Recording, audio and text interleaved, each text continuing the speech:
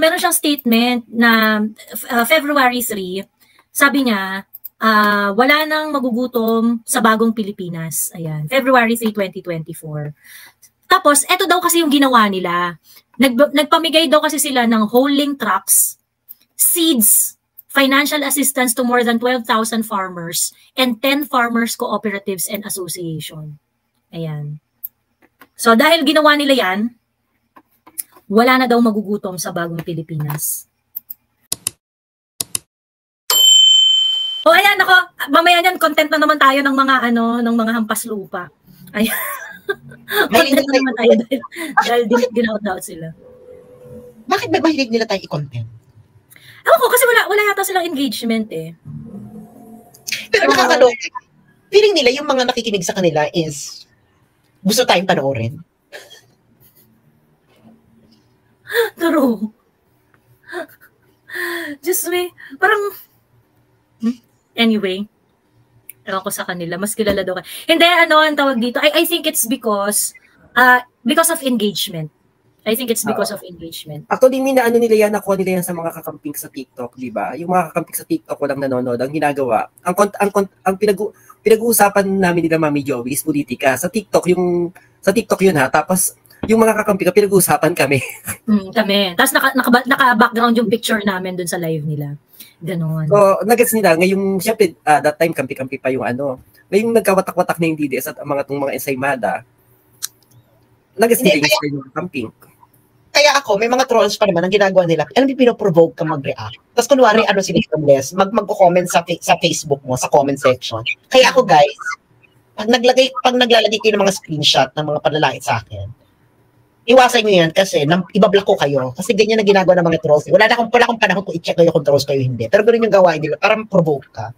So, ako talaga, parang binablock ko na lang yung mga ganyan. Kasi kailangan nilang ma-provoke ka. Alam mo yun? That's their intention. True. Ayun. Well, anyway, napakinggan niyo ba yung interview ni PRRD sa, yung Bisaya interview niya? Napakinggan niyo ba? Yeah, ano yun? In-interview siya kasi, I think that was yesterday. Pero nirelease siya today. Tapos nagsalita siya about dun sa pangalan nito. Yun nga yung sa arrest sa kanya. Sabi niya, di siya papahuli ng buhay, ganyan. Ito yun eh. It is one daw ang task force. Ayan. Wala siya sa wala siya sa mainstream media ni. Talagang kumbaga hindi binabalita. Oo, wala siyang hindi talaga siya hindi siya talaga teka, asa na ba yung ito. Meron kasi magandang translation dito si Bing Veloso. Ayan. So tinanong si PRRD, sabi ano daw masasabi niya na bubuwagin yung task force Davao. Kasi 'di ba, ito na-deny naman na to na-deny na ng mga ng kapulisan na hindi naman daw yun totoo. Ay, hindi kapulisan ng AFP na wala naman daw ganoon. Ayan. Ayun. Tapos sabi ni ang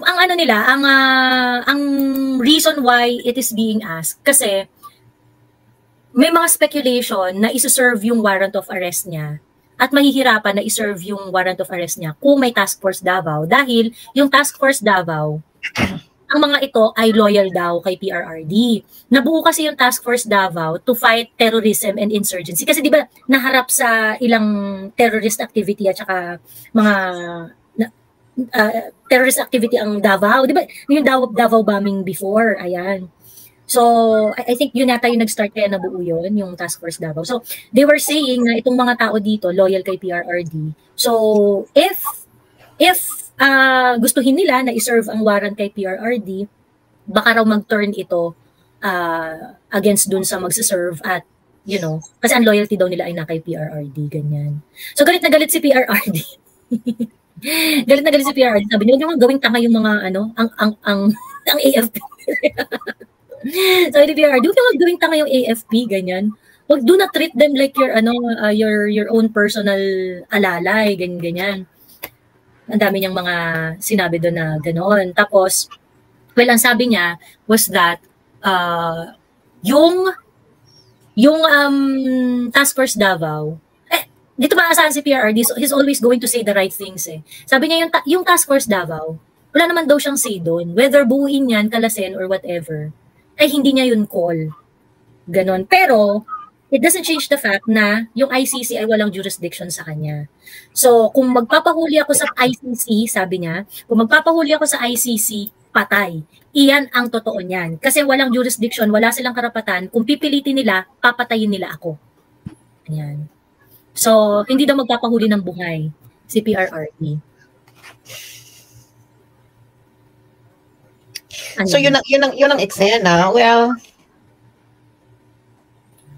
tingin nila Task Force Davao lang yung may, kumbaga, magpo-protect kay PRRD just in case or magre-reklamo kapag hinayaan nilang kunin ipa-aresto si... baka kahit dito sa Manila, may mga mag-aalsa. Hindi papayag na mangyari yan. Mm-mm. So, ano mapapala nila doon sa Task Force kung buwagin nila? Ayun nga, ang sabi nga ni PRRD, sabi niya, meron namang pulis na naka-assign sa akin para alam ninyo, magprangka lang ako sa pagsasabi. Ang pulis at ang armed forces, hindi yan sa kanila. Hindi daw sila magpakamatay para sa kanila. Magpapakamatay lang sila para sa tao. Hindi para sa akin. Ayan. Feeling ko dyan umiikot yung tumbong nila. Kasi ilang beses yung sinasabi ni PRRD. Yung akala nyo sa inyo ang AFP at saka pulis. Hindi yan sa inyo. Ganyan. Pero hindi rin naman sinasabi ni PRRD that they are for him. Ganon. AFP and PNP are for the people. So, last weekend, it was reported that General Browner went to Davao. Ang sabi, yung mga visit daw ng ganito katataas na opisyal sa kampo would usually take about 2 weeks na preparation before ang isang chief of staff. And nung weekend, pumunta siya like 1 day notice, ora-orada. So, kaya nagsa-start yung mga speculation that something is going on. So, anong ginawa niya doon? Ang mga report was that, kaya lumabas yung issue ng tungkol doon sa dismantling ng under negotiation daw yung dismantling ng Task Force Davao. But the main purpose of going there is to do a loyalty check. Yun ang sabi. Ako naman, parang,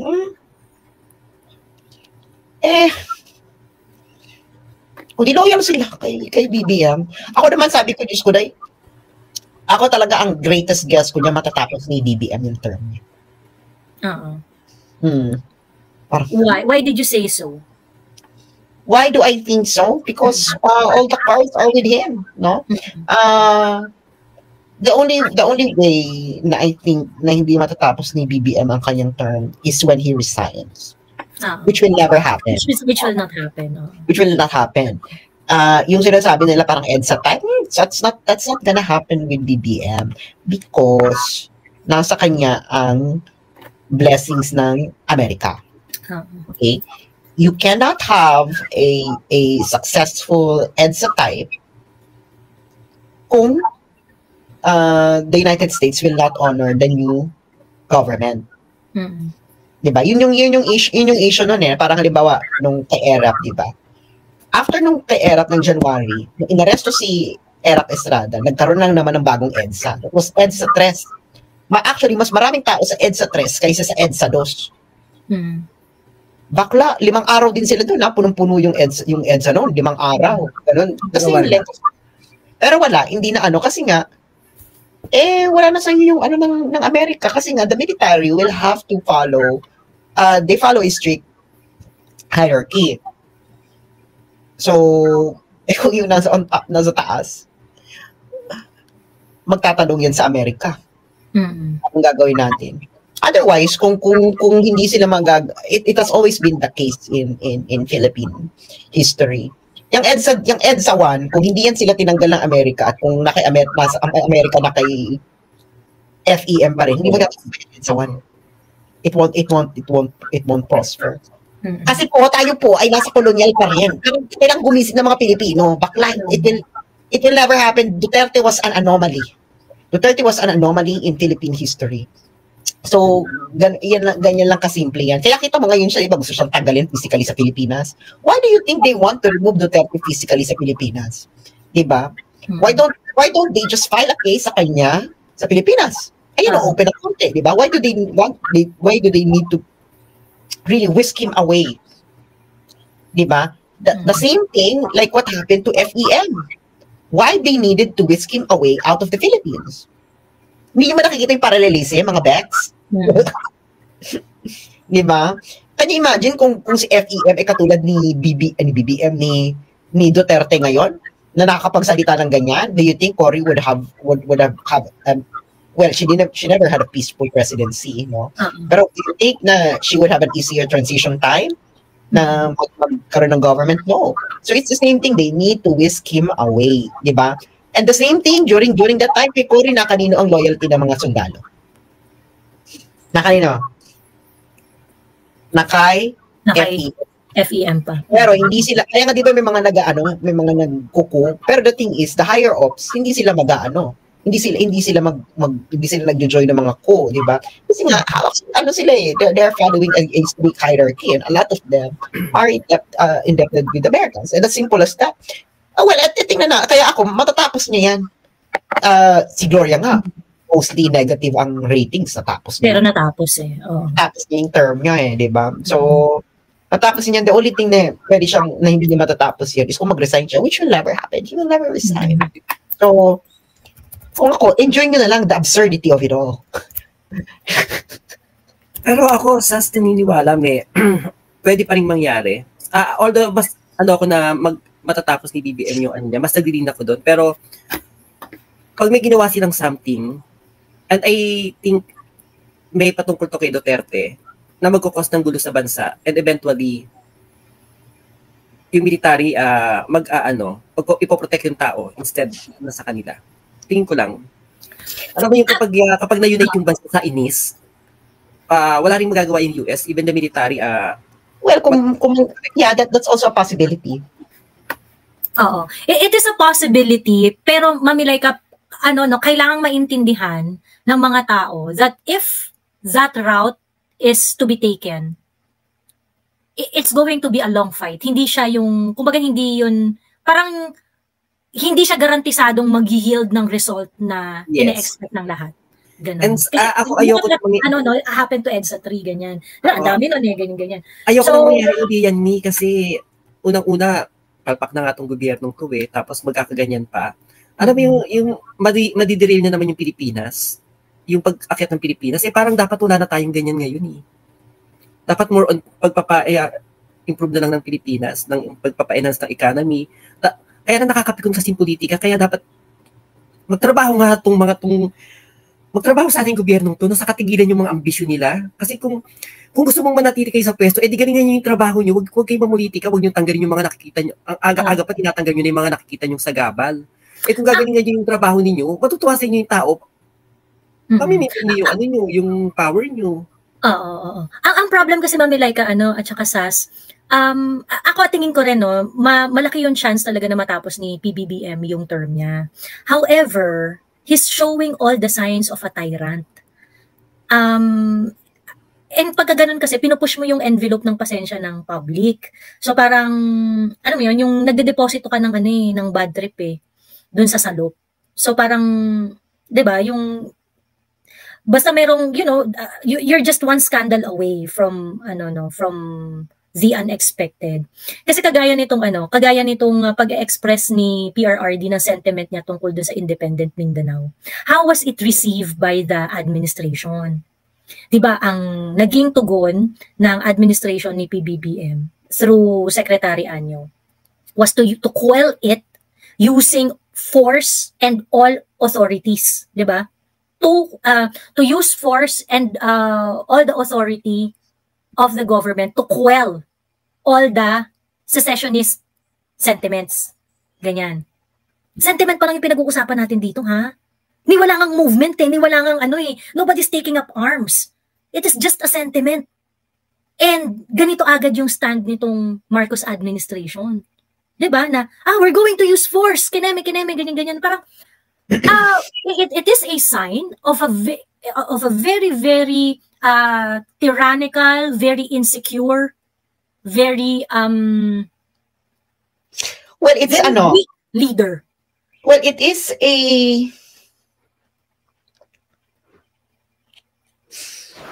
Well, the only thing that's working for him is his name, Marcos. So parang ako talaga parang wala, a lot of people still love him, pero yun na nga, GMA finished her term with the mostly negative trust rating.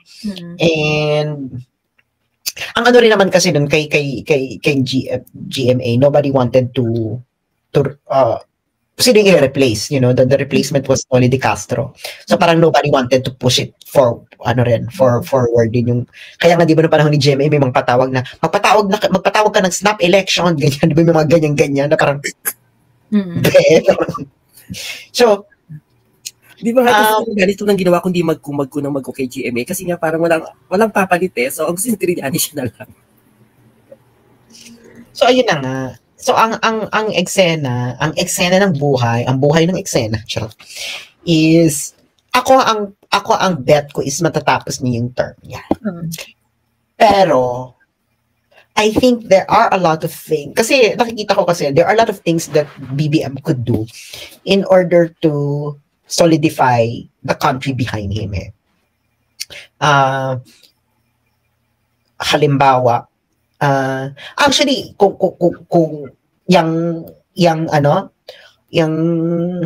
yung pagsugpo ng secessionist ko Emerald, parang well, that's a way of rallying the flag, no? I think another way that he could do is actually could declare martial law. He can just use the China threat narrative and then declare martial law, and then that's it. And I think every Filipino would buy it, no? Parang meron pa bang mga Pilipino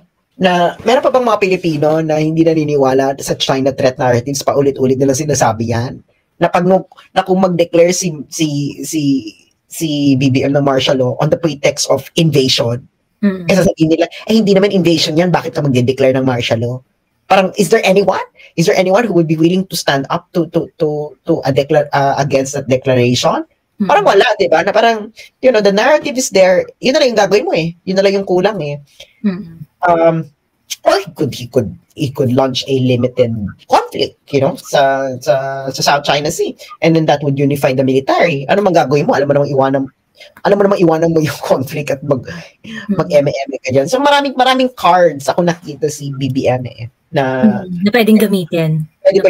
Pwede rin niyang gamitin yung GMA formula na pinaalis talaga ni GMA yung asawa niya. Kasi remember, during GMA, yung asawa niya ang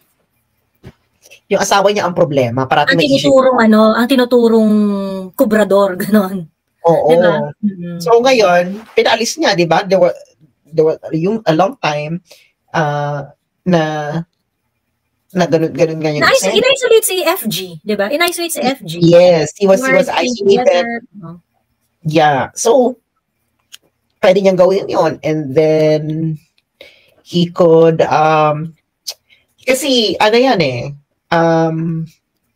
yung Duterte, yung physically removing Duterte, kasi tandem yan Duterte and Sara. Digong and Sara, kailangan nilang tanggalin physically together. Kaya nga din kasama nga si Sara sa Oo. Ang problem kasi US will work against Kuting. No. Trump, you don't understand how US politics works. The foreign policy of the United States is set. Not dictated by hindi po yan katulad ng foreign policy ng Pilipinas na every 6 years nagbabago. It is set, no? Ang nagbabago lang yan, rhetoric, but the operation, it's the same. It's only the rhetoric that changes in the United States, but the operation, kasi nga, meron silang tinatawag na deep state, no? It runs on autopilot. Regardless kung sino yung presidente. Regardless ng foreign policy. Ang nag-iiba lang sa US politics is domestic policy. Diyan lang talaga ka makakita talaga ng totoong nagkakaiba-iba, especially budget, ganyan. Pero pag foreign policy, it's the same. Ako sa tingin ko matatapos pero hindi na makakaulit, which is okay din lang sa akin kung makatapos para sa nangyayari ngayon para mapakita na talaga na tama ni Aquino and Marcos. Tapos yung ganyang era. Parang matauna rin yung mga Pilipino na nag-upo tayo ng Marcos, binigyan natin ng chance. Ano nangyari? Palpak pa din. Pero by the looks, kasi itong naloloka ko, by the looks of it, there is something not quite right with, halimbawa, itong bagong Pilipinas. Parang ang labnaw nung launch. Parang people are not that enthusiastic. Your speech ni BBM, ang tsaka. Oo. Speech niya. Totoo. Mamilay ka, meron kang background noise. Oh? Ay, ngayon wala na. Oh. Parang masyadong pilit yung bagong Pilipinas na relaunch nung nag-launch nung recently. So alam mo parang ginawa lang para kumuha ng manghatak uli, para manligaw uli sa tao. Pero pilit na pilit ang dating. May actually Mamilay ka, sa totoo lang, yung mga ganitong arte ni PBBM ng Marcos administration, yung hindi ko maintindihan. They seem to be very very insecure with their authority. Na supposedly dapat wala silang ganon kasi they were elected by the majority eh. 'Di ba? Para saan yung bagong Pilipinas launch? Para mapakita mo na marami kang supporters? Para kay? Para kay, 'di ba? Para saan? I mean, you don't need all of those kasi kung ikaw secured ka na leader and you know that you have you have a very very strong mandate coming from the people. Hindi mo na kailangan yan eh. Gastos lang yan eh, aksaya lang yan eh. 'Di ba? But look at the trend, no, yung attitude, yung general attitude ng Marcos administration. They are very very insecure. You know, that means they are very weak. There is an independent Mindanao sentiment. Sentiment lang to ha, nobody's taking up arms, nobody's ganyan. And there is a process on there are lawful process on, you know, how to put it into motion. On how to achieve it. Yeah, exactly. I mean, hindi to hindi naghahanap ng patayan or gulo yung ganong ideation. But what is the reaction of this administration? No, we're going to quell it and use all the force and authority in doing so. Ano yung sinasabi dito? Ay, kailangan ako ang leader ninyo ha. Hindi po pwedeng maiba to. Dapat ako lang. 'Di ba? I mean, that's not an attitude of a public servant. Okay? Kung si BBM, kung ikaw ang leader ng bansang ito at nakarinig ka na merong nababad trip doon sa parte ng bansa mo na parang, bad trip naman kami kasi hindi naman kami inaalagaan eh, kineme, alis na lang kami dito, bad trip kayo ganyan. Ano ang gagawin ng isang dissenting leader? 'Di ba? You want to kill the sentiment. Of course, that's given. You want to kill the sentiment. No, you stay. This is one country ganyan. And you know, and I'm all for that. I'm all for that, yung One Philippines kineme. Deep inside my heart, sinasabi ko nga deep inside my heart, gusto ko, isang bansa pa rin tayo.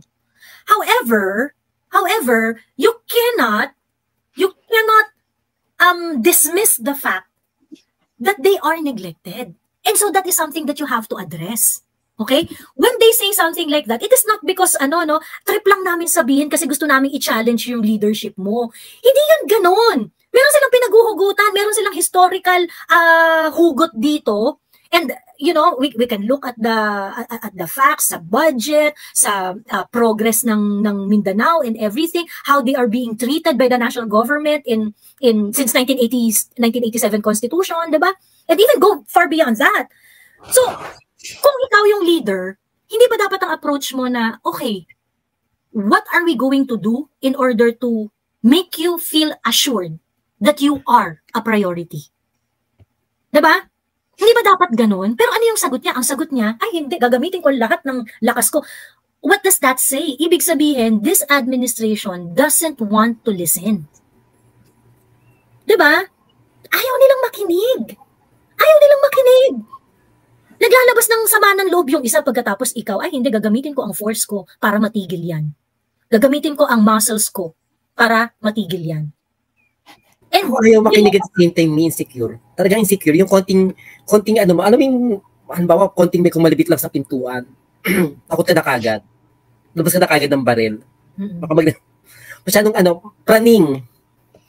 Sorry to say, pero nagmamatch sa kung ano yung mga nangyayari ngayon or chismis ngayon. Masyadong praning tong gobyernong to. Correct. Sobrang praning. And you know, Diyos ko po, sino ba usually ang praning?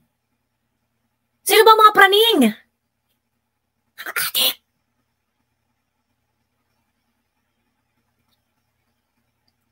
Diba? Eh, ano no, tawag dito yung ganitong klase kasing, yung nagdi-deposito ka ng sama ng loob. O sige, yung ganito, hindi naman matutumba yung gobyerno mo dahil ganito yung arte mo eh. But, this is something that the Filipino people will remember. Puta, ganito ka ha. Ganito ka, ayaw mong makinig ha. Imbis na magpakatao ka at magpaka-public servant ka at makinig ka sa hinaing ng bayan. Ganito yung ugali mong tangina mo ka ha. Diba? May iipon yan. Ngayon, whether or not, yung mga sama ng loob na ibibigay sa atin ni BBM is going to burst later on. Yun yung question. So, enough ba yung sama ng loob na binigay sa atin ni BBM para matapos niya or hindi niya matapos yung term niya? That is something that we can wait and see. Ayun. Ako may yung Mindanao talaga hindi rin ako actually gusto kong mag-comment dun sa mga nagpo-post ng nakakilala ko na parang hiwalay yung Mindanao. Kasi parang gusto ko sabihin na hindi magandang pakinggan, hindi magandang tignan na pangtira sa gobyerno. Kasi dapat isang buo pa rin yung Pilipinas for me. Kaya lang hindi ko rin matanggal sa sarili ko na talaga namang may mga valid naman yung mga hinanakit nila. Lalo na yung mga taga Mindanao na nagpo-post na nakikita kong nakilala na natin dito sa TikTok or sa FB, Mami Joey. So parang hindi ko sila masabihan na hindi magandang tignan yung hiwalay yung Mindanao, yung mga ganung post. Pero kasi Mami Laika, hindi ko makontra eh. Hindi ko makontra kasi may hugot sila, may pinanggagalingan sila lalo na ngayon. At ito nga rin naiisip ko kasi nung time ni Marcos, nung matandang Marcos, diyan nagugat yung ng Mindanao eh. Hindi rin talaga okay yung Mindanao nung time nung matandang Marcos. Kaya nga, di ba nung tumakbong BPC, BBM, tinalo siya ni Lenny. Kasi wala siya nakuha masyadong boto sa Mindanao. At kinailangan niya pa yung mga Duterte para malalo siya ngayon. Para makuha niya yung boto ng Mindanao. Tapos papabayaan niya. So inaano ko doon, parang gumaganti ka ba talaga, BBM? Katulad yung dati sinabi ng mga kaibigan ko na tumakbo yan para gumanti sa mga Pilipino, kaya yan nangyayari ngayon. Ganyan yung mga usapan namin sa inuman ng mga medyo mga kalalakihang mga ka-office mate ko na, binoto niyo tumakbo yan para magiganti sa Pilipino sa ginawa nito sa kanila sa EDSA. Yung mga ganong drama. So, ganun din ito yung naiisip ko na parang, bakit pinapabayaan mo yung Mindanao? Gumaganti ka ba? Kasi nung time nung matandang Marcos, hindi okay yung Mindanao sa mga Marcos. And then, napatunayan yan during nung pagtakbo niya as VP na natalo siya because of kulang yung suporta ng South. At ngayon, di ba? Kaya naman siya nanalo kasi para ma-secure yung suporta ng South, kinailangan niya yung mga Duterte. So, ngayon, pinapabayaan niya yung Mindanao. So, parang ganti-ganti ba to? Or parang... pumunta na nga siya ng Mindanao. Ang dami kasing because of yung mga nagbabayran ngayon na hiwalay-hiwalay yung Mindanao. Pero kung walang ganyan, pupunta ba yan? So, yung parang, bakit napaka-reactive mo, BBM? Dapat proactive ka. Proactive ka naman dati. Bakit ngayong presidente ka na, reactive ka na? Parang yung launch ng Bagong Pilipinas, after 2 years, kasi nakikita mong may mga hindi na masaya sa nangyayari, saka ka magagaganyan. So, gusto nila ibalik yung campaign magic yung parang lahat tayo talaga, yeah, ganon. Yung may euphoria, parang nasa euphoria. Ganyan. Gusto lang nila happy-happy, ganyan-ganyan. Bakla, paano ka magiging happy-happy? Alam namin mga pinagagawa nyo behind the scenes. Alam mo yun, sayang yung pagkakataon na ang taas ng belief sa'yo ng mga Pilipino. Pwede kang lakas ng political capital mo, pwede kang makagawa ng something na amazing. Amazing. Pero sinayang mo, tapos ngayon babawi ka. Forever kang babawi? Every 2 years, every 1 year, babawi ka ng babawi? Kasi 2 years, kung 2 years ka na, dapat nga pag 2 years, meron ka ng bonggang-bonggang accomplishment. Bakla, actually, yung speech niya sa Bagong Pilipinas launch, yun dapat ang isa sa mga highlights ng career mo. Kasi nga bakla, dahil napaka-big word ng Bagong Pilipinas, ha? Tapos, basahin nga natin ang speech. Nakakaloka sa bawal ang tamad. So, para, bawal ang tamad? BBM, bakit bawal ang tamad? Ginamit na ng ulongga po yan. Ano ba yan? Pero may yung bawal yung tamad. Para namang sinasabi mo hindi mo pinapractice what you preach. Tapos bawal yung mapang-abuso, bawal yung pwede. Alam mo kabaliktaran yung nangyayari tapos sinasabi mong bawal-bawal. Ano ba yan? Hindi, ang inaano kasi niya is, Bex, these are expected of any government in the world. So parang, asan ba? Ayan, sige habang hinahanap mo yung speech. Ayun. Ito na. Eto Ayan. na. Go. Kita mo magandang gabi po sa inyong lahat. Pabatiin ko po ang ating mga kasamahan na nandito. Emerald. So, ay!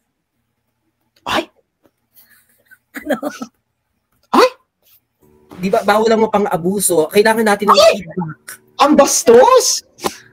Wala na ba si Sarah nung nag-speech siya? Wala na. Wala na. Ano Nasa ano na siya? Nasa... Sa ito. Ayan.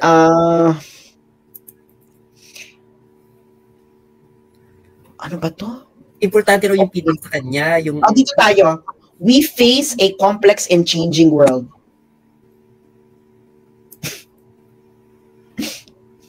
Parang, no shit, Sherlock. Ito na naman. It calls for a united response that would make our nation strong, our economy sound, and our children's future secure.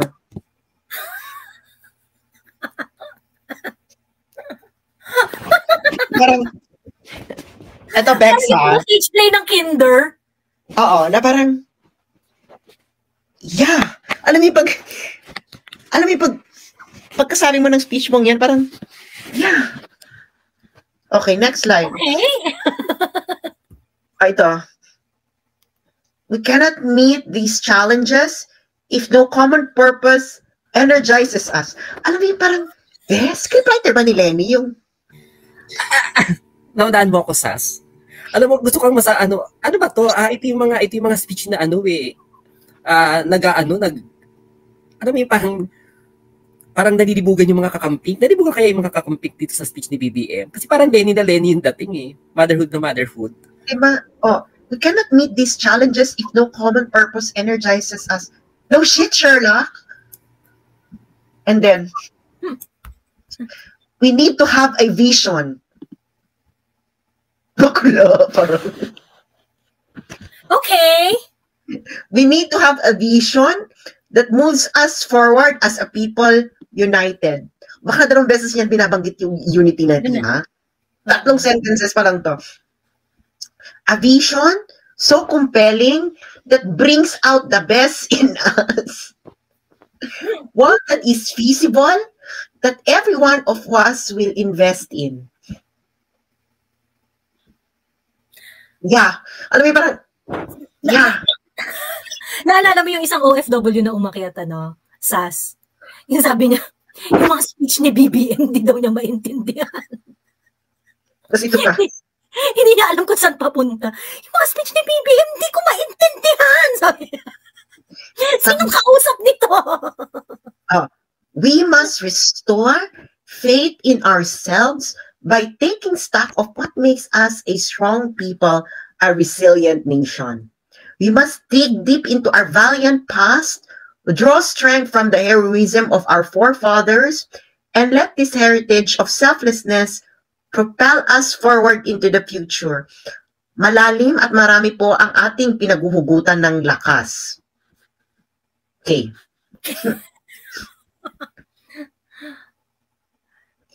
Do they really think na inspiring yung ganyan? Girl, wala siya. Kasi nga, parang,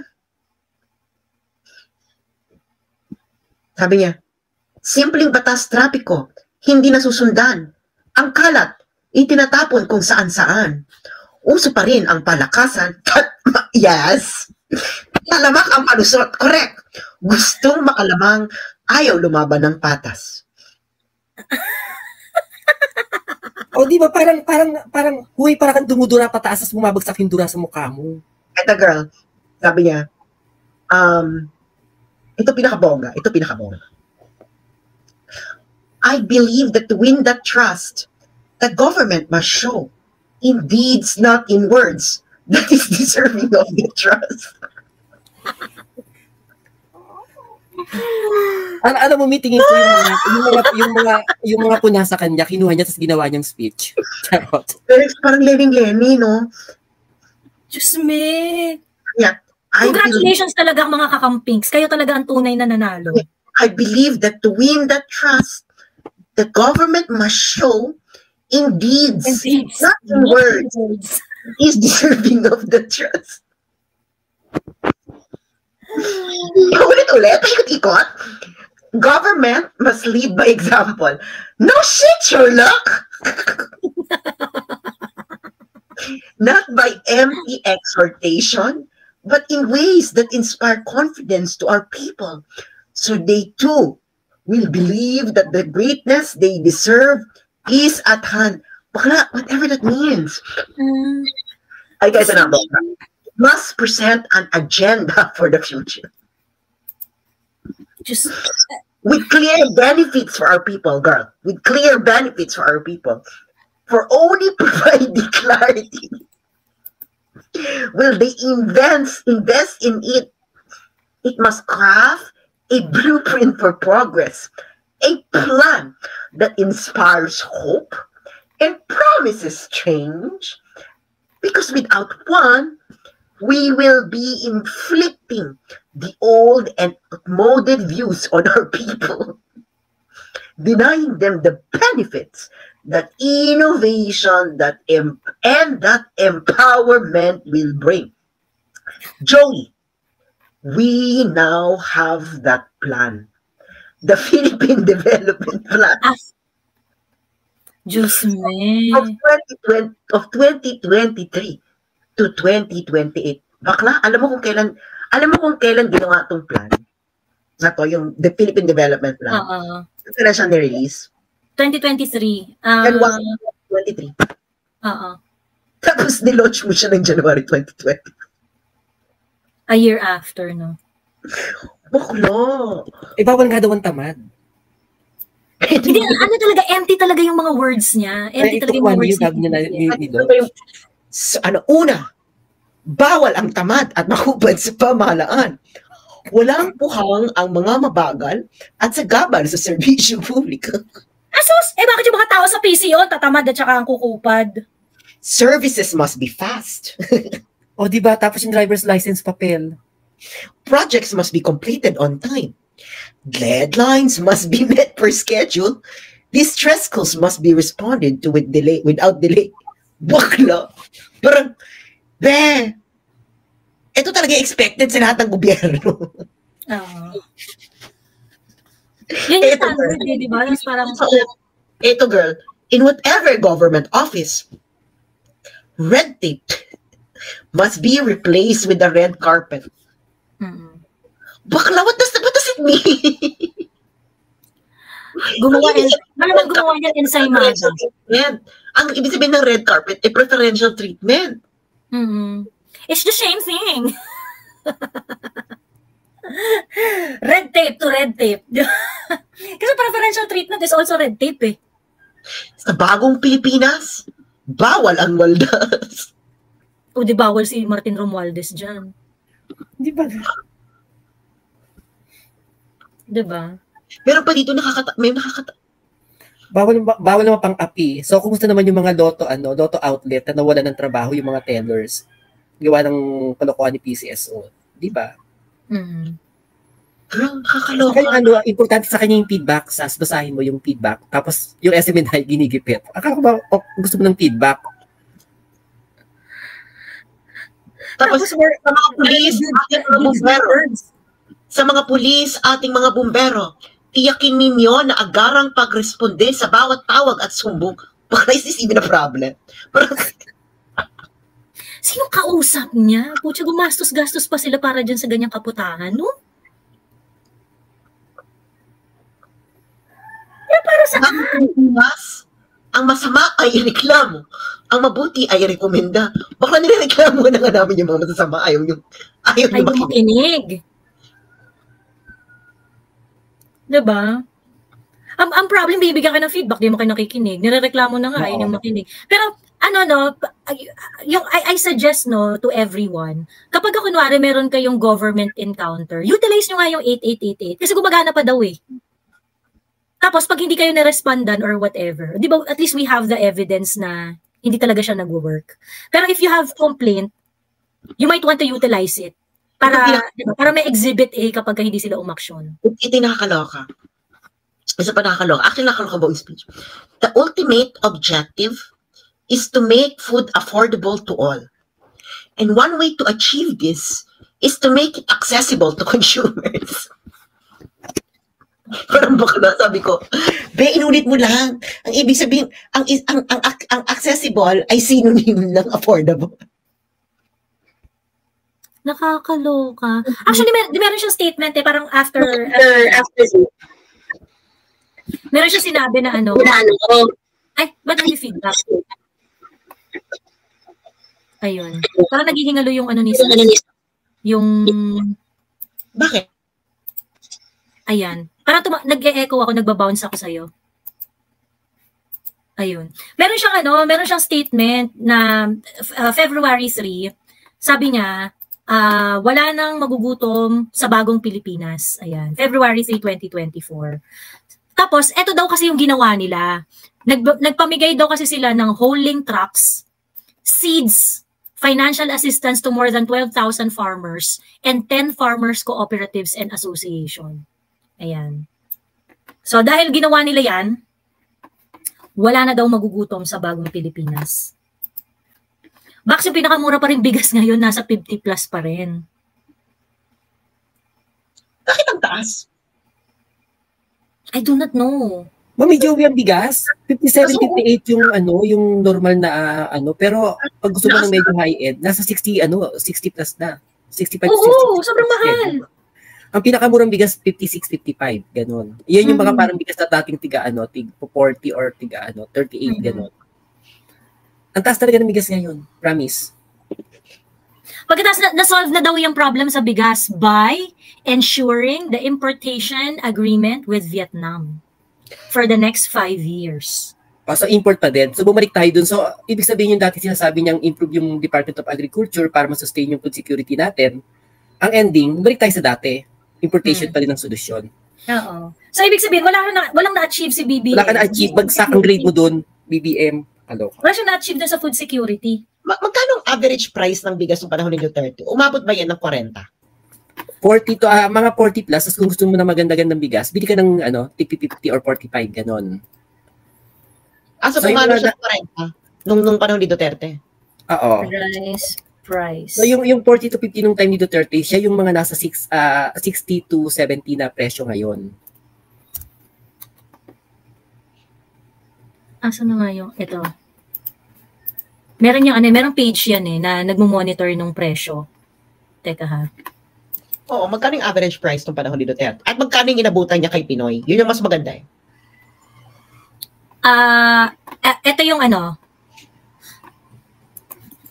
ito yung price ng bigas from 2003 to 2023. PRRD is around here. Ayan, to 2022. Ayan.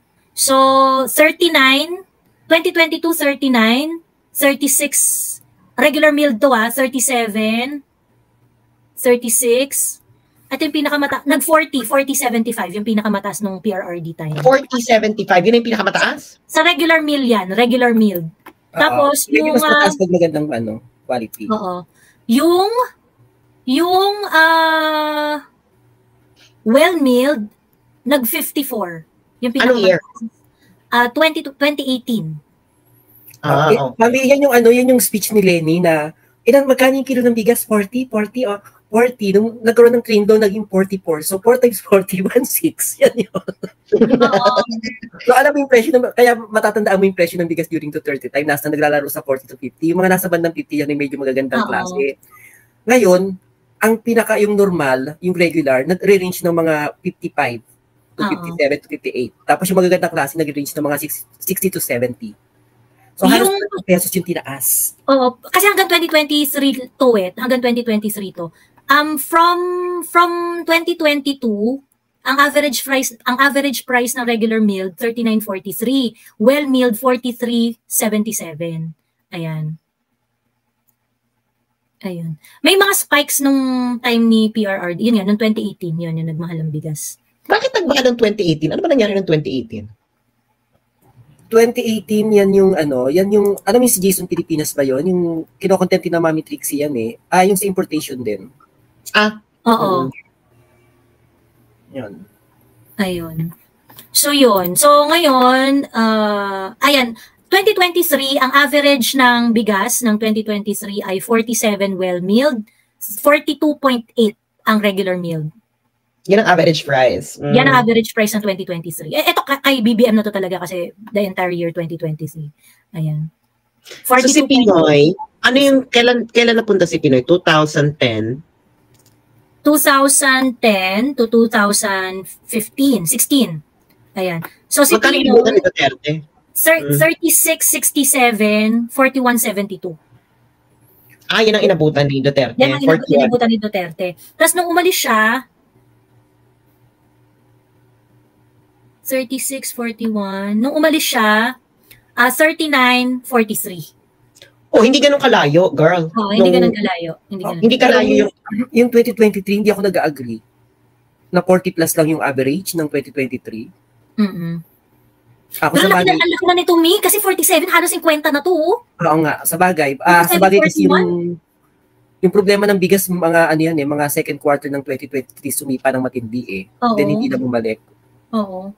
So ibig sabihin hindi yung inabutan ni Digong na presyo ng bigas, so naging presidente siya, hindi ganun kalayo nung bumaba siya nung bumaba siya. So parang there are variation in between, pero hindi ganun kalayo nung iniwanan niya dun sa inabutan niya. Oo, tapos may train dock nagka-train dock nagkaroon ng additional tax yung bigas. Yun. I think parang may artificial na nangyayari sa bigas eh. Yes. Remember, ang bigas pwedeng ma-store yan up to 2 years. Diba? Pwede siyang ma-store up to 2 years. So, kumbaga, malaki yung space talaga dyan ng mga, ng mga hoarders. And yung mga anti-competitive behavior can really rake money by hoarding the supply. Kasi nga, matagal mo siyang pwedeng laruin 2 years. Pwede siya sa warehouse ng 2 years. Ayun. Sabi hindi ang presyo ng galunggong di rin bumaba ang presyo. Hindi talaga bababa ang presyo ng isda. The best way to do with fish is yung naka-process na in order for it to be cheap, yung industrial production. Hindi kasi nila nakikita yung mabibili mo sa supermarket na nakapack na dapat, tapos nakahiwa. That's the way to make fish cheaper. Ayun, pero ito, tawag dito, yung presyo dito, kasi hanggang 2023 lang tong data eh. Now, they released, ang tawag dito, yung inflation rate kinembular, di ba recently, parang sinabi na nag-slow down, 2.8 na lang ang inflation ng January 2024. In the same vein, ni-report nila, na nung January, nag-spike yung inflation rate ng bigas to 22-point-something%. So, ibig sabihin, kung dito na Mami Laika, papasok yung sinasabi mo, yung, di ba sabi mo parang di ka naniniwala na gano'n. Kasi sa January 2024, nag-reflect yun. So, itong figure na to, meron yan pang increase na 22%. So, ngayon, tama ka, nagsi-60 na. Nagsi-60 na yung bigas currently. Wala kang sa pinupuntahan kong palengke sa sa Cavite. Wala kang makikita ng bigas na 55-54. Ang pinakamura 56-57. So ganun ang eksena, well, hindi ko naman masisisi si BBM fully kung mataas ang presyo ng bigas, pero I think there is something artificial going on kung bakit tumataas yung presyo ng bigas. Nung una nung tumaas yan, kasi pinipilit natin na maging self-sustainable tayo. So parang as much as possible, hindi sagot yung mag-import para, kumbaga, tulungan yung magsasaka. Pero ang ending, tumaas at ayaw nang bumaba. Ngayon nag-i-import na, ayaw nang bumalik. So ano nangyari? Dapat babalik. Supposed to be babalik yan sa dati. Oo, kasi nag-import ka eh. Ang mura-mura ng bigas.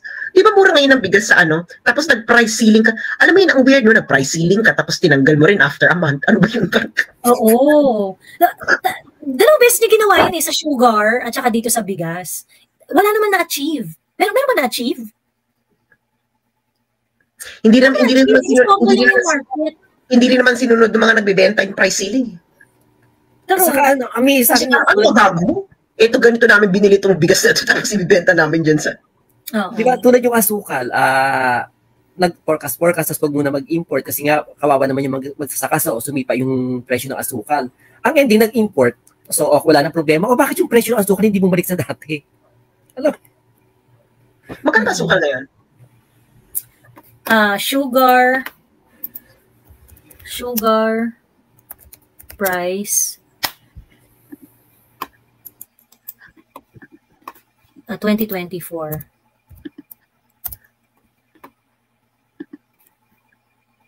120 na yung kilo. Parang ang huli kong balita niya nung time ni Duterte, nasa 70 yung kilo ng asukal. Ngayon kung 120 na, grabe Di ba doon nga doon pineg ni PBBM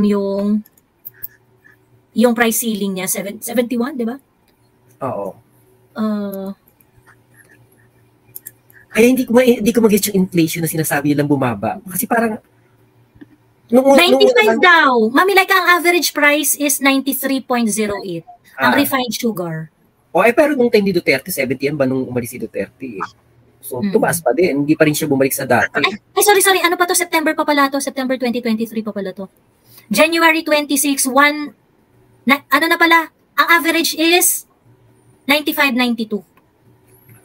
Di ba parang hindi ko mag-get yung sinasabi nilang, di ba after nung 1 year, nagtataasan yan, Mami Joey, parang pinagtatanggol pa natin si Duterte na kailangan natin si BBM, na kailangan natin magtiis kasi nga kailangan alagaan yung magsasaka, hindi pwedeng sagot lagi, import.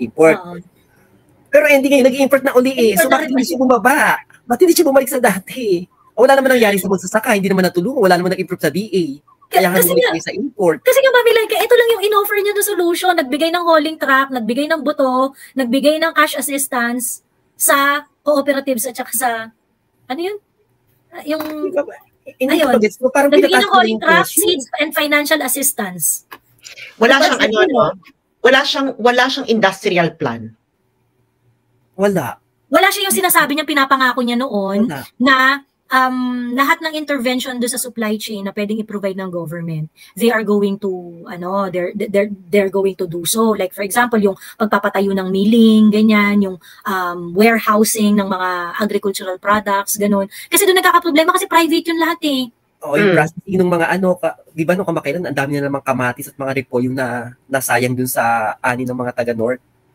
Tapos yung sibuyas na pula nagkakaubusan, pero yung sibuyas, problema kung paano ibebenta. Ano yung parang, dapat tasolve na yan eh, di ba BBM? Kasi more than, may 1 year ka na.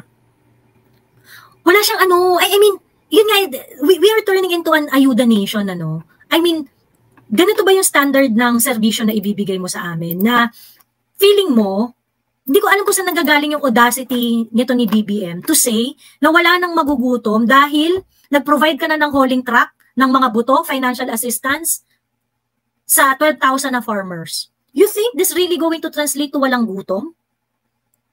Aside from this, of course, same post ng PCO, they said that they have already assured a 5-year supply of rice from Vietnam. So wala na raw gutom because of that. I mean, talaga, ito yung offer. You do not have any reliable, sustainable plan on how to ensure the supply without depending on other country. This is the best thing that you've got. Bigyan mo ng hauling truck, bigyan mo ng pera at saka ng buto yung mga magsasaka. There has to be an industrial plan. Hindi ito yung sinasabi mo hindi ito yung sinasabi mo nung eleksyon eh. Nung eleksyon ang sinasabi mo, intervention doon sa supply chain. 'Di ba? So that yung mga bagay na hindi na dapat i-carry ng consumer ay hindi na maipasa sa kanila. So, yung warehousing ng mga agricultural products, yung mga processing ng mga ito upang maging mas lalo siyang available sa mas mahabang panahon. Di ba? Yung mga cold storage kineme, yung mga ganun. Yan yung mga pinangako mo nung pagkatapos bibigyan mo kami nito, hauling trucks. I mean, meron na ba tong impact sa yield? Tumaas na ba ang yield because of this? Hindi nga, kaya nga di pa babalik tayo sa pag-import ulit. So, alam mo yun, yung parang tumaas lang yung presyo, tapos ang ending, ibabalik din yung dating solusyon. Pero yung presyo hindi bumalik sa dati. Binalik mo yung dati solution pero yung presyo ng bigas hindi naman bumalik sa dati. Oo. Diyos me. I think may something tama. Ngayon pinagmamalaki nila yung nag-ease down daw yung inflation. May walang maniniwalang Pilipino, promise. Walang maniniwalang Pilipino na nag-ease down yung inflation, naramdaman nila.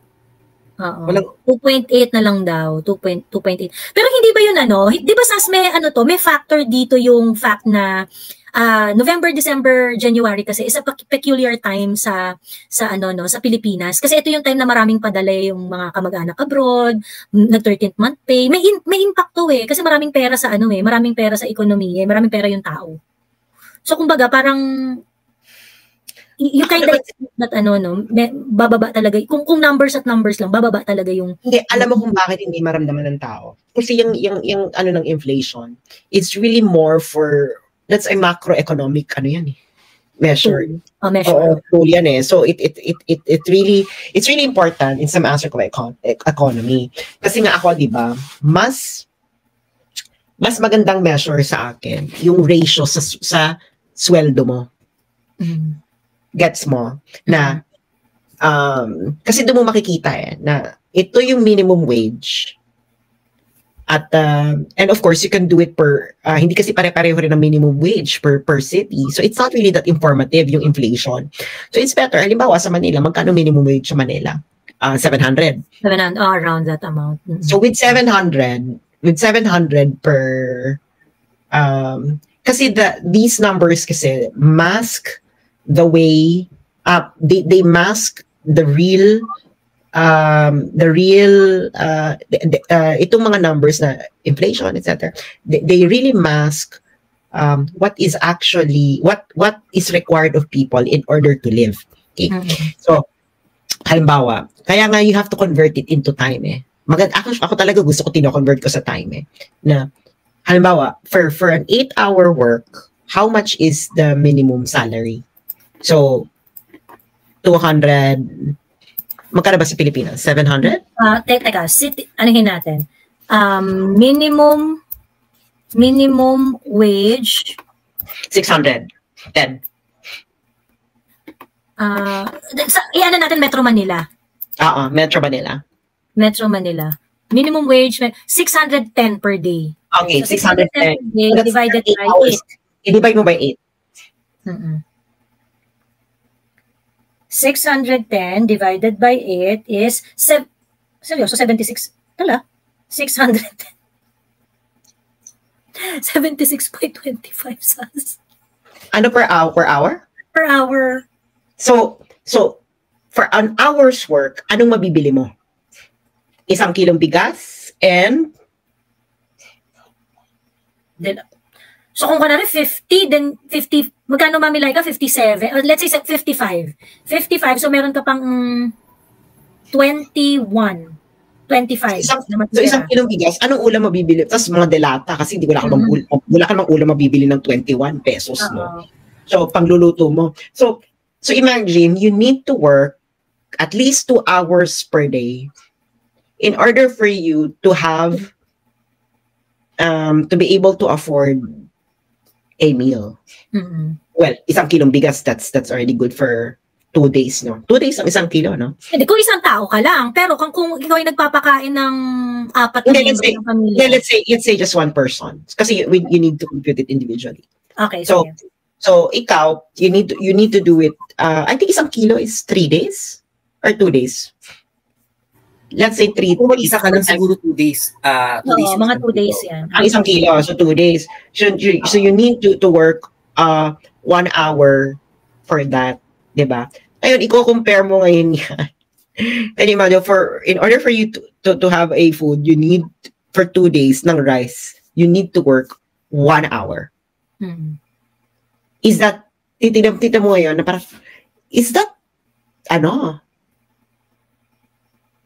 parang it's a good exchange of your time? 1 hour for 1 kilo of rice. Kita mo na? So parang so yun yung ano mo, yun yung gauge mo. So dun mo na ipapasok-pasok kasi you need to convert this to what really it is. It's people's time. No, the money is people's time. So 1 hour is equivalent to 1 kilo of rice.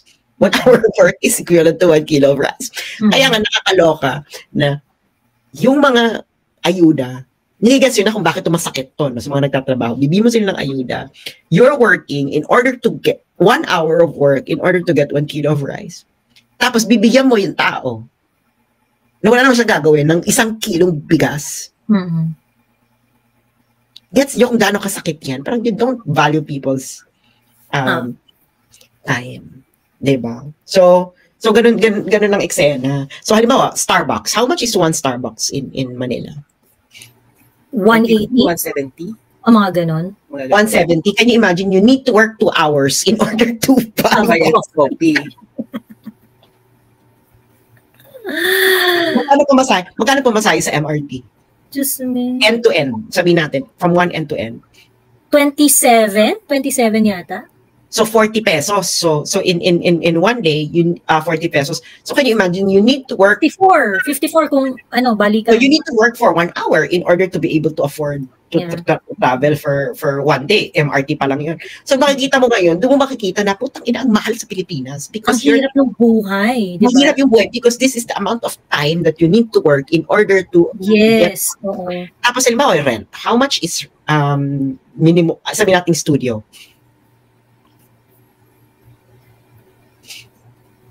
Halimbawa studio. How much is a studio rent in Manila?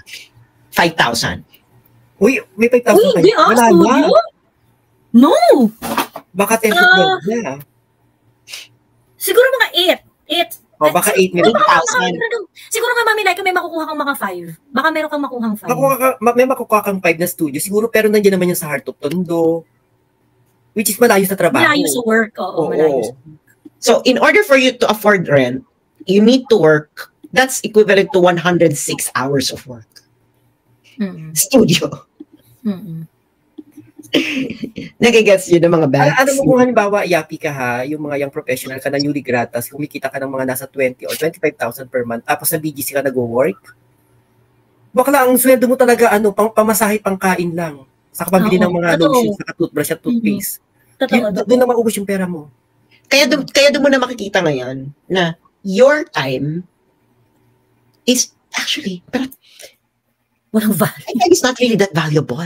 No, your time is not really that valuable. Kasi this is the only thing that you can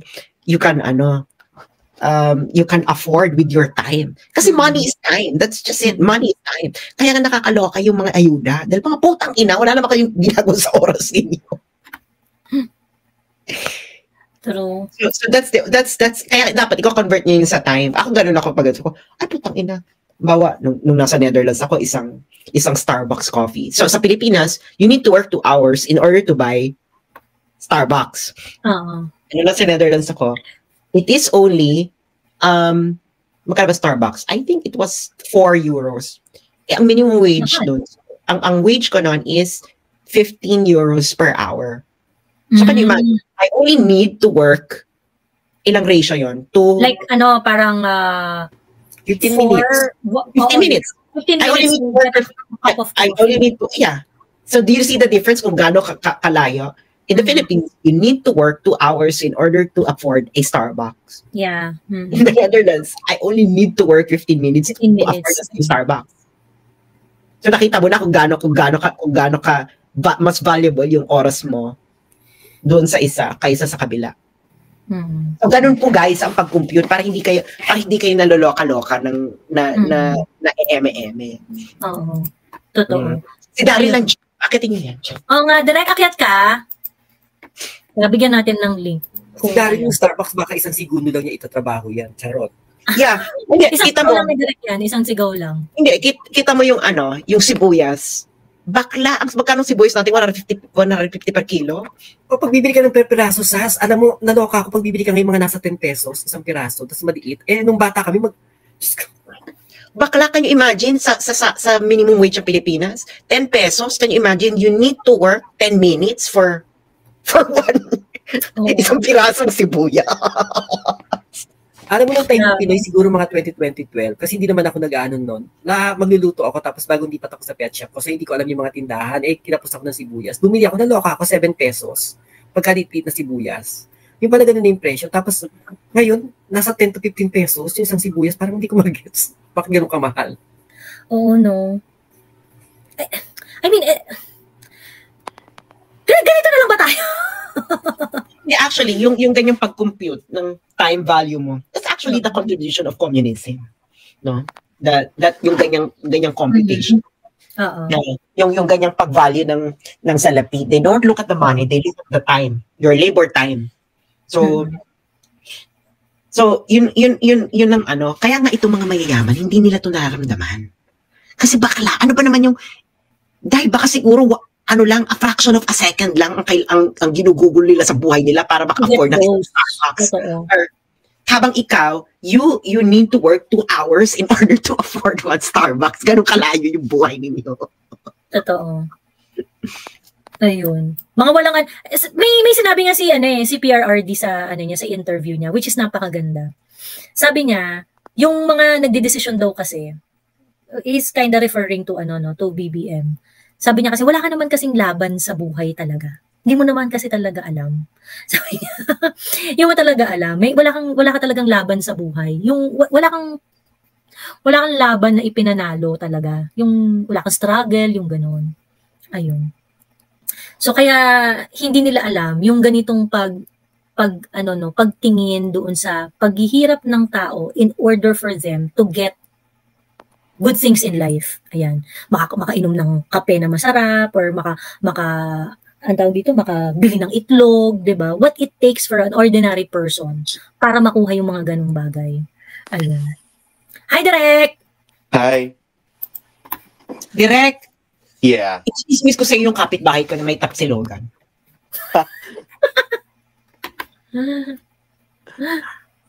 Gosh. Okay. Yung yan?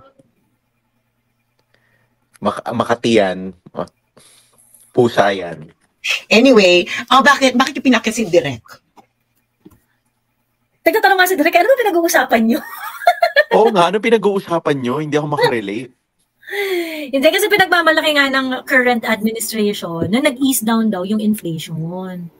Kaso nga lang, syempre, pinagmamalaki nila bilang achievement, ganyan. Kasi para sinong tao nasa matinong pag-iisip na maniniwala na nag-ease down yung inflation, di ba? It's just a number for a lot of people. Yeah. Ayun. Yeah, ko alam mo naman yung mga nagsi-celebrate niyan. Diyos ko, ayoko nang magsalita ng masakit, pero anong ine-expect mo naman dito sa crowd nila? Ultimo paghinga lang ng tao, i-celebrate niya. O, dahil kay BBM, humihinga pa tayong lahat. Magpapalakpakan yung mga yan eh. Ano yan? Pero, ayun. Yes, Victorino Alonso, sinabi nila 2.8 raw January 2024. Nag-ease down raw yung inflation rate. Pero feeling ko kasi it has something to do with the yung dami ng pera ng tao ngayon. Di ba may impact yun eh, di ba Sas? Unang-una, hindi, actually mali. Ang pag tumataas ang money circulation, tumataas ang inflation. So therefore, kaya nga 'di ba no nagkaano? So walang perang pumasok? Hindi yun na nga eh. Kaya nga 'di ba ang weird na yung pinag-usapan namin ng Dr. Bato, 'di ba? In classical economics, mga fundamentals ng economics. Alalahanin niyo yung economics niyo na pag bumababa ang inflation, usually tumataas ang unemployment rate. Tapos, the more money circulating, tumataas ang inflation. Kasi nga, you need, syempre, mas maraming makakapture na pera, tumataas yung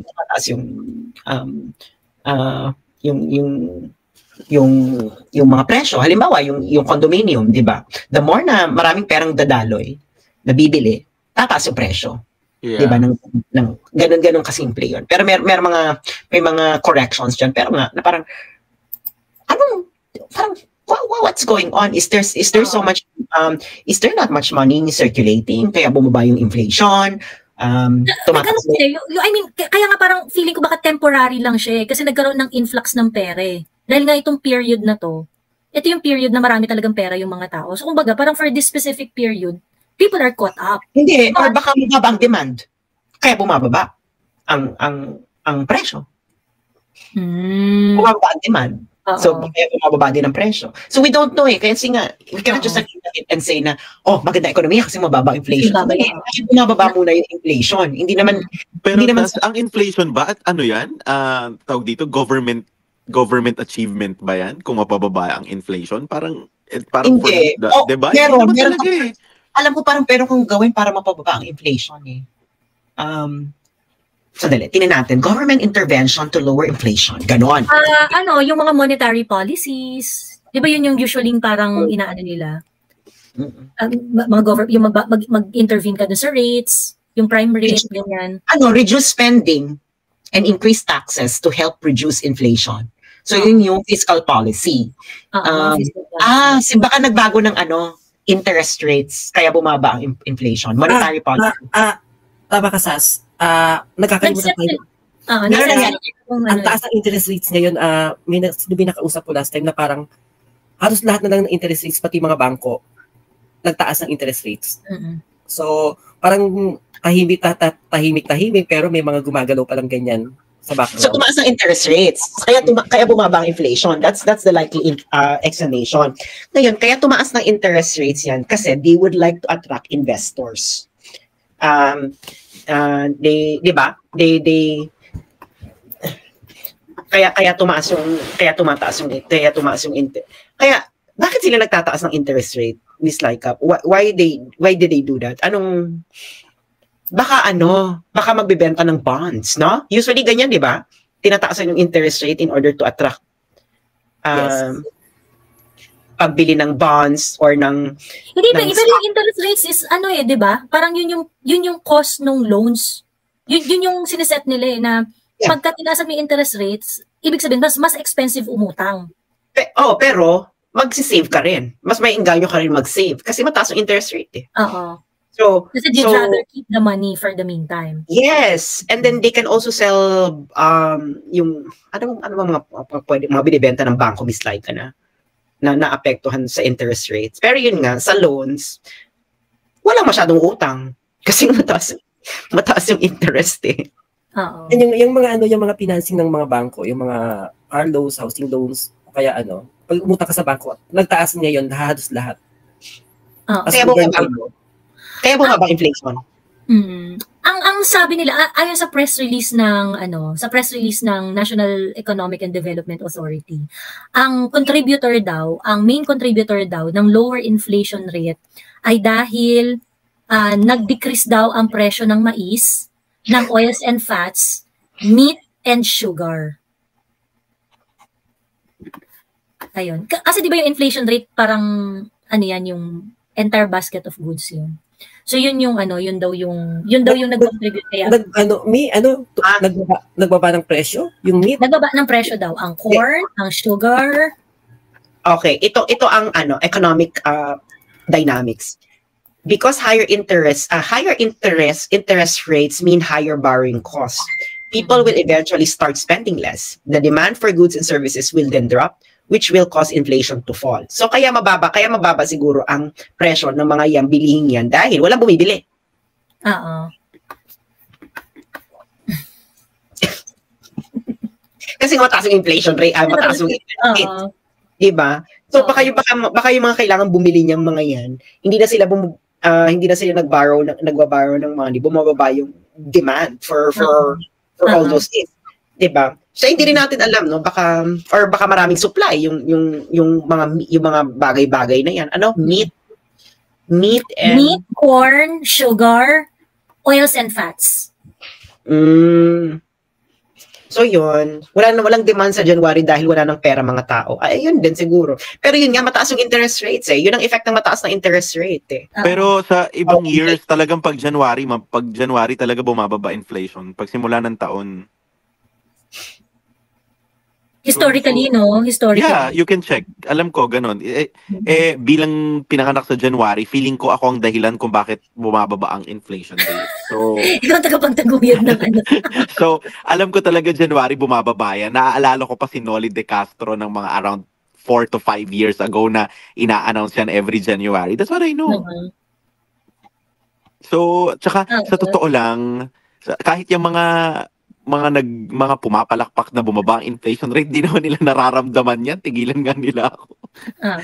Hindi kailangan kasi maramdaman mo na your time became more valuable. Yun talaga yung mararamdaman mo. Yun yung best na measure. Yun yung best measure eh. Kasi okay. it also, it also gives you a fair understanding of the quality of life you're living. Yes. Yeah, that's why pala pinag-uusapan nyo yun. Yung ang inaano kasi namin natin. Okay. Halimbawa na, kinumpare ko yung presyo ng halimbawa Starbucks na sa Pilipinas, you need to work 2 hours in order to afford one Starbucks.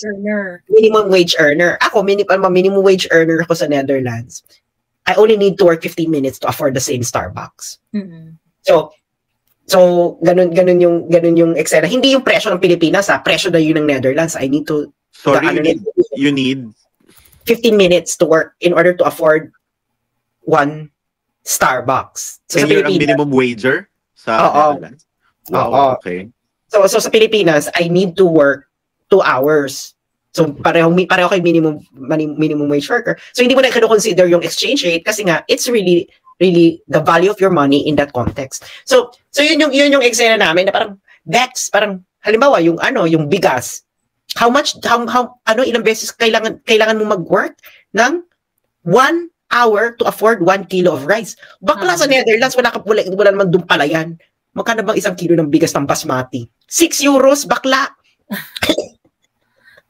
6 euros. So that's ang minimum wage nun. 15. Magkano ba ako nun? 15. So can you imagine?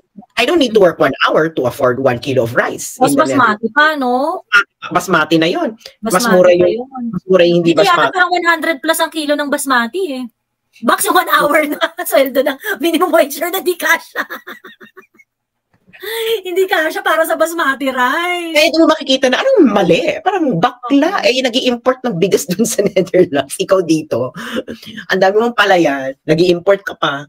Bakla hindi pa nila ma-afford yung bigas. Kailangan pa nila 1 hour para makapag-afford ng bigas. So ganun ang eksena. Okay. Ito sabi ni Mary Jo. Itong kay Mary Jo.